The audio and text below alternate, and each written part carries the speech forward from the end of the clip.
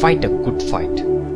Your fight is not with people, but with your own challenges that you would inevitably come across on your way to your dreams. To reach the next level, you may have to break through tough walls. But what if you don't succeed every time you try to destroy those walls? That's the end of the world for most of you. But let the truth be said. The Sutra. You don't have to overcome every challenge you face and every time you face. What's more important is the fight you fight. Fight a good fight. For many, it's do it all or do nothing, win it all or don't try. The most important point to remember is that one would nevertheless grow and keep on growing even if he or she doesn't successfully conquer many challenges he or she faces, provided that person keeps trying repeatedly.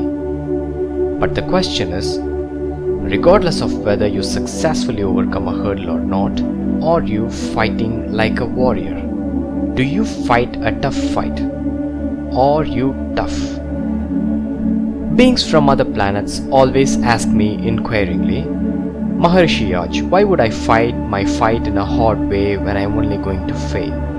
I always reply, because the outcome is not the actual result as it appears to be, but the fight you give toward your challenge is the real result, the result that counts.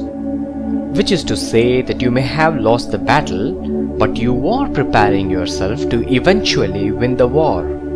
By being a tough fighter who tries to do his or her best, you are growing at an invisible level. As I have been around for a long time, I have seen many warriors, warlords, kings, scientists, doctors, athletes, students, homemakers, etc. The warrior who excelled as a warrior was always a good fighter, not just on the battlefield.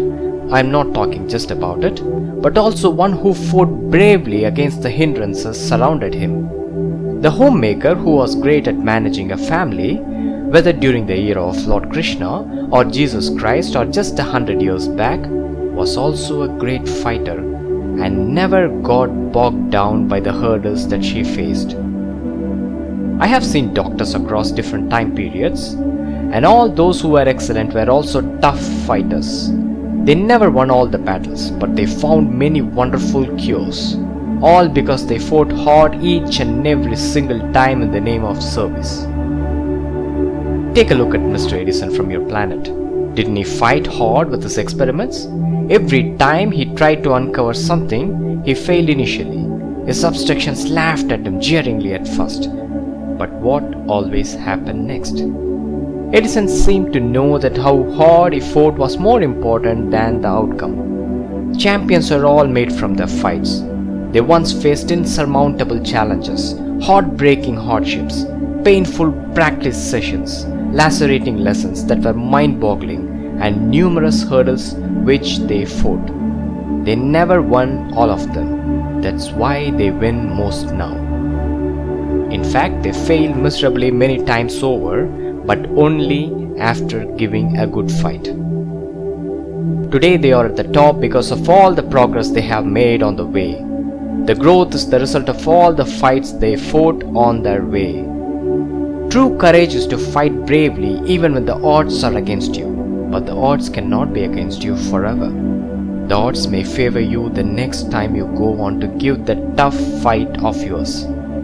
Do not let the challenge leave the place without giving a tough fight. Your growth is directly proportional to the good fight you give.